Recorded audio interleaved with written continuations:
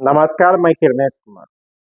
18वीं लोकसभा चुनाव के दूसरे चरण में 26 अप्रैल को देश के 13 राज्यों की 88 लोकसभा सीटों पर चुनाव संपन्न हो गया। इसमें बिहार की 5 लोकसभा सीटें बांका, भागलपुर, पूर्णिया, किशनगंज और कटिहार में भी चुनाव हुए। इन पांचों सीटों के परिणाम को देखा जाए, जो रुझान आ रहे हैं, जो रिपोर्टें आ रही हैं, इसके हिसाब से सत्ताधारी जदयू के ये काफी नुकसानदेह दूसरा चरण साबित हो रहा है। इस पांचों सीटों पर एनडीए की तरफ से जदयू के ही उम्मीदवार थे, लेकिन जदयू 4 सीटों पर हारती हुई नजर आ रही है।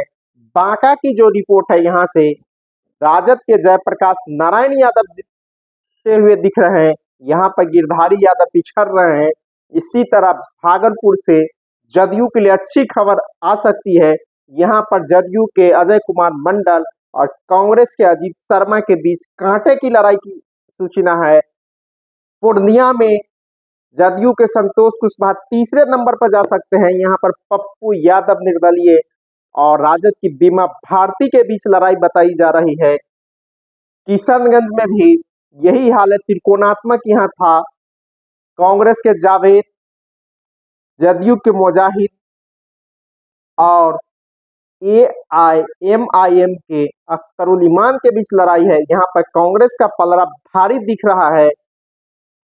किशनगंज में त्रिकोणात्मक, तो कटिहार में आमने सामने की लड़ाई में कांग्रेस के तारिक अनवर की स्थिति अच्छी है और यहाँ पर जदयू के दुलाल चंद गोस्वामी इस बार फंस गए हैं। तो कुल मिलाकर दूसरे चरण का चुनाव जदयू के राष्ट्रीय अध्यक्ष और बिहार के मुख्यमंत्री नीतीश कुमार के सेहत के लिए ठीक नहीं रहा और कहा जा रहा था और कहा भी जा रहा है कि लोकसभा चुनाव में नीतीश कुमार की स्थिति ठीक नहीं रहेगी। वे 5-6 सीट पर सिमट जाएंगे तो नीतीश कुमार की सत्ता से विदाई हो जाएगी। यही स्थिति देखने को मिली है। दूसरे चरण के चुनाव में नीतीश के उम्मीदवार अधिकांश सीटों पर हार रहे हैं और इसका असर बिहार की सियासत पर भी पड़ेगा और नीतीश कुमार की सत्ता से विदाई भी हो सकती है।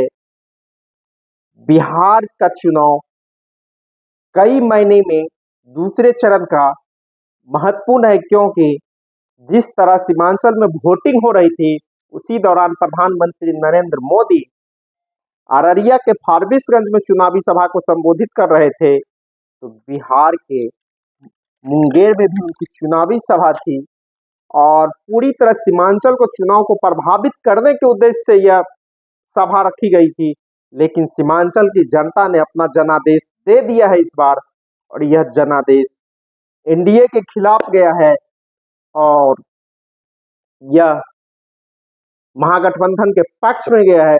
और पहले चरण की तुलना में इस चरण में मतदाता भी ज्यादा घर से निकले। ज्यादा मतदाता घर से निकलने का मतलब है कि यह सरकार के खिलाफ वोट गया है और दूसरे चरण का चुनाव सत्ताधारी एनडीए के लिए काफी नुकसानदेह रहा। हालांकि पहले चरण की 4 सीटों पर जो चुनाव हुए हैं, पहले चरण में गया, औरंगाबाद, नवादा और जमुई लोकसभा सीट पर, यहाँ भी एनडीए के लिए पहला चरण भी ठीक नहीं था।